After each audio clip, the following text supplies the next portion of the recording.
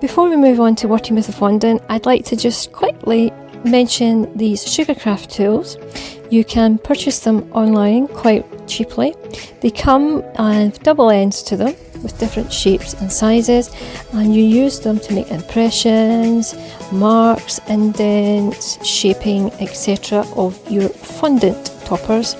Any kind of details you want to do, you can easily find a tool that will work for it. If you don't have them, however, you can use other things. Now this black one here, it came from the pound shop and is actually for nail art, and it's got little very tiny ends to it. Little makeup brushes, these are come in handy all the time. Skewers and the old reliable cocktail sticks too. Also some knives or some craft blades, they come in handy as well, and a palette knife is invaluable also. So I'm just going to talk briefly about these colourings, these food colourings. These are by Sugarflair. They are actually a paste, which is even better than gel colouring as it adds no moisture to whatever you're adding it to. And you just put it on the cocktail stick and use a tiny bit at a time, knead it in, and then wait a few seconds before adding in any more. So I have here some red, Christmas red, green as well, and I got these cool ones lately, metallic silver and gold ones, and even a skin colour one that's handy too.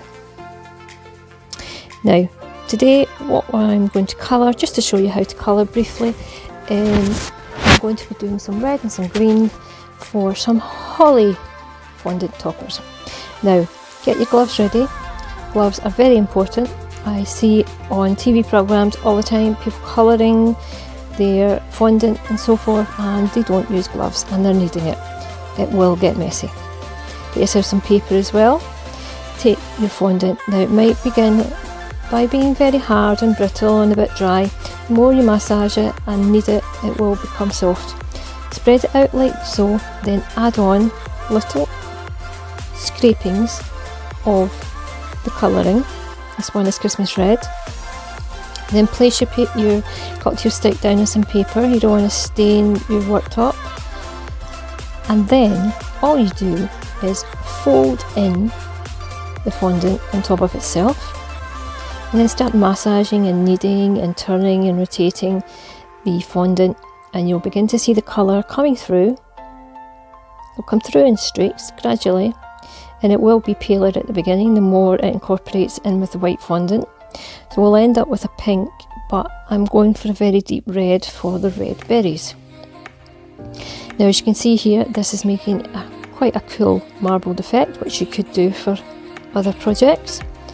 But to get it all red, keep an eye on your time, and as you're kneading that, it is actually getting darker as well as it distributing through the fondant more. So just keep going until there's no any white patches left, and then you will form it back into a ball and flatten it out again like before.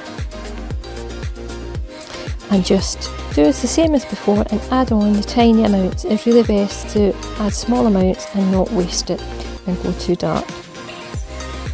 Just as before, and knead it all together, and just repeat that process until you get the kind of shade that you're looking for. So mine is quite a nice red now, nice deep red.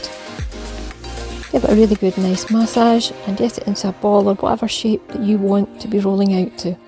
And look at the colour of the dye on my gloves.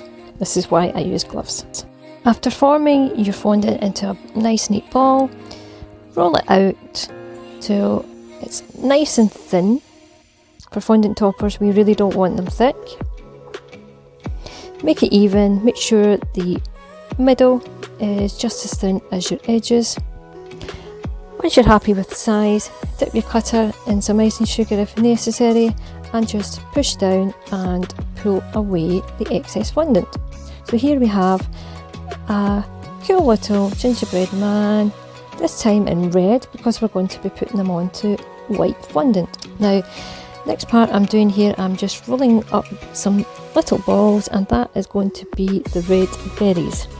Now I have different sizes of leaf cutters, so I'm going to do some about this size, which are maybe about 2mm size, and they will go for the larger ones, but I'm also going to do some really tiny ones in between my two fingers and then rolling on top of the palm of my hand. As you can see there from the ones that I've done, some quite tiny ones. Wrap up the excess fondant in cling film or plastic wrap and store.